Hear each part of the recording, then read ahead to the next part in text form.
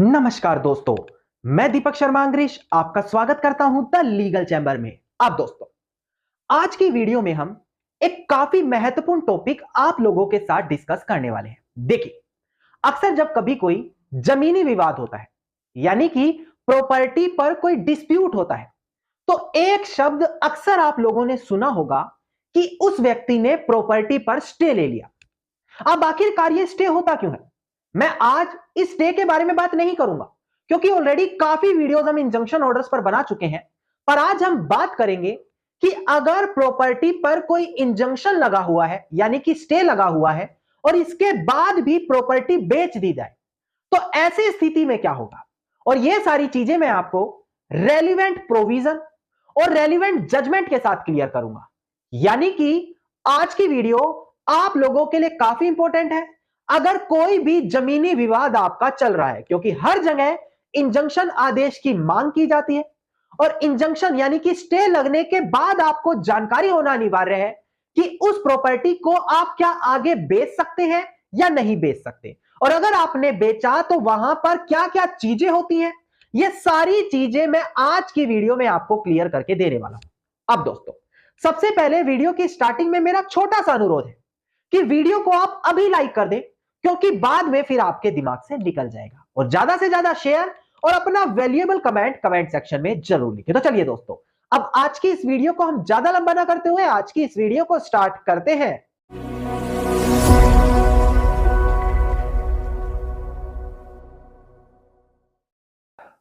अब दोस्तों, सबसे पहले वीडियो की स्टार्टिंग में आपको मैं बताऊं कि अगर किसी प्रॉपर्टी पर विवाद चल रहा है, यानी कि डिस्प्यूट चल रहा है, तो क्या उस प्रॉपर्टी को बेचा जा सकता है या नहीं। इसके संदर्भ में transfer of property act section 52 बनाया गया है। वो यही बात करता है कि क्या विवादित संपत्ति को बेचा जा सकेगा या फिर नहीं। अब एक बार डिस्प्ले पर ध्यान दीजिए, आपको section 52 transfer of property act दिखाई दे रहा होगा। देखिएगा दोस्तों, देखिएगा, सेक्शन 52 कहता है transfer of property pending suit relating thereto, यानी कि जब केस कोर्ट में पेंडिंग पड़ा है उसी बीच प्रॉपर्टी को ट्रांसफर करना। यह बोलता है during the pendency of any court, यानी कि किसी भी कोर्ट के अंदर अगर कोई केस पेंडिंग है जहां पर कोई सूट या प्रोसीडिंग जो कोल्यूसिव नेचर की नहीं है। कोल्यूसिव मतलब जिसको कोर्ट डिसमिस ना करे, ऐसा कोर्ट में केस चल रहा है। और ऐसे केस में जहां पर कोई इमूवेबल प्रॉपर्टी यानी कि अचल संपत्ति डायरेक्टली और स्पेसिफिकली क्वेश्चन में है, क्वेश्चन मतलब उस पर विवाद चल रहा है, तो इन्होंने बोला that property can not be transfer, यानी कि उस प्रॉपर्टी को बेचा नहीं जा सकता।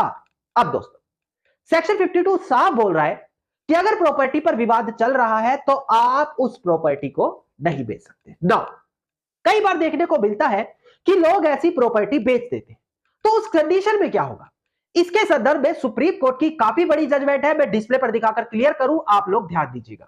देखिएगा दोस्तों, देखिए केस टाइटल है Shiv Shankara and another versus HP Ved Vyasacharya. इसका सिविल अपील नंबर है 10215 ऑफ 2011 और 29 मार्च 2023 की हमारी ये जजमेंट। यहां पर डिस्प्ले पर ध्यान दीजिए कि सुप्रीम कोर्ट ने यहां पर क्या, देखिए यहां पर ऑनरेबल सुप्रीम कोर्ट की जो बेंच थी justice B R Gavai and C T Ravi Kumar, उन्होंने बोला कि जो डॉक्ट्रिन ऑफ लीज पेंडेंट्स है उसका मतलब ये नहीं है कि जो प्रॉपर्टी केस के बीच में बेच दी गई उसको अब इनवैलिड ठहरा दे, मतलब उस सेल को अवैध ठहरा दिया जाए। ये सेक्शन ऐसा नहीं कहता, बल्कि यहां तो यह बोला गया है कि जो भी व्यक्ति उस प्रॉपर्टी को खरीदेगा उसको कोर्ट का डिसीजन मानना पड़ जाएगा। मतलब दोस्तों, जो कोई भी केस के बीच में किसी प्रॉपर्टी को खरीद रहा है, कल को उस केस में कोर्ट का कोई भी निर्णय आएगा तो जिसने वो प्रॉपर्टी खरीदी है उसको भी उस निर्णय को मानना पड़ेगा। कल को वो उठकर ये नहीं कह सकता कि मैं तो बोनाफाइड परचेजर हूं, मेरी क्या गलती है,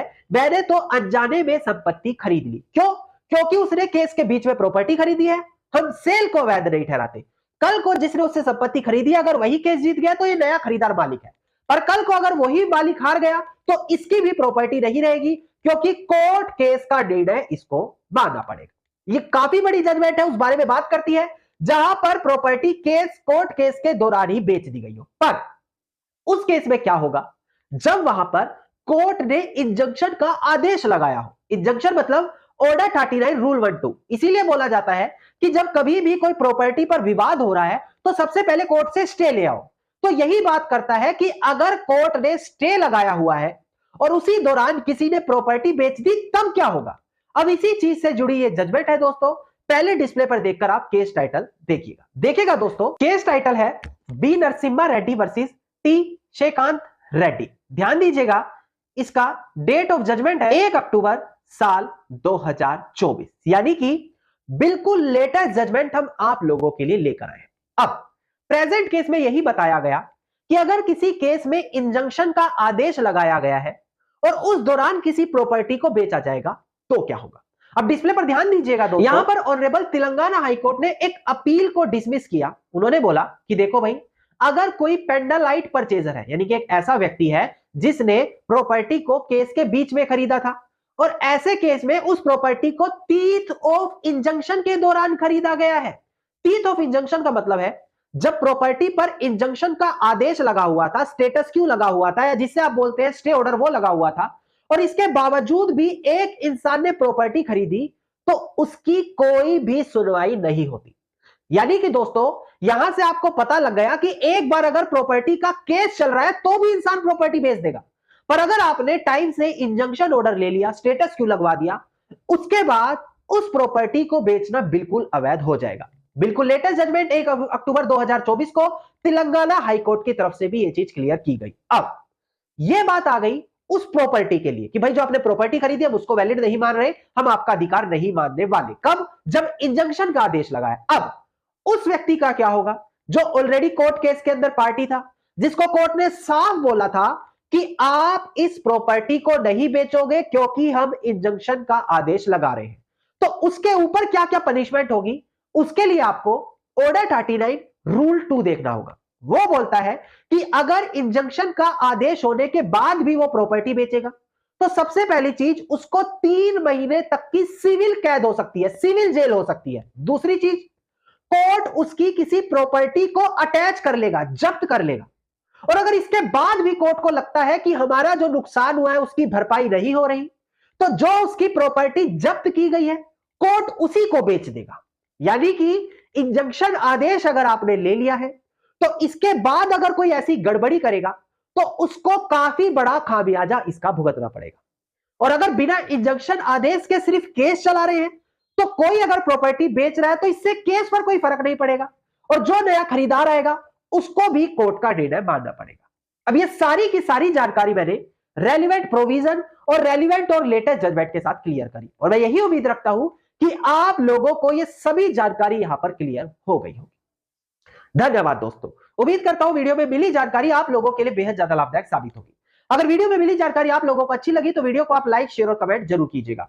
वीडियो से जुड़ा अगर आपका कोई क्वेश्चन है तो मुझे आप कमेंट सेक्शन में लिख सकते हैं। इसके अलावा अगर आप लोग रोजाना इसी प्रकार की महत्वपूर्ण जानकारी पाना चाहते हैं तो चैनल को तुरंत सब्सक्राइब करके नोटिफिकेशन बेल आइकन जरूर दबा दें।